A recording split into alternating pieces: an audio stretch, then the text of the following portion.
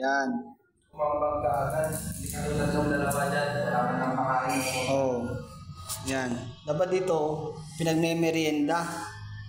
Biklasan niya. Ang maganda pala ang picture dito, Mayo. Maganda.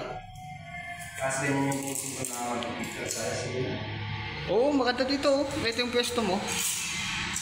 Yan. Yan, na maglalaki ko ng signage para hindi naliligaw yung mga customer. Yan.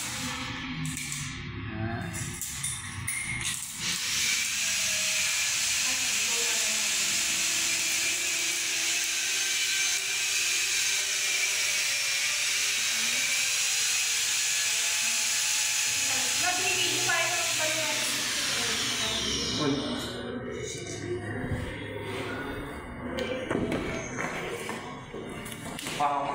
Yan.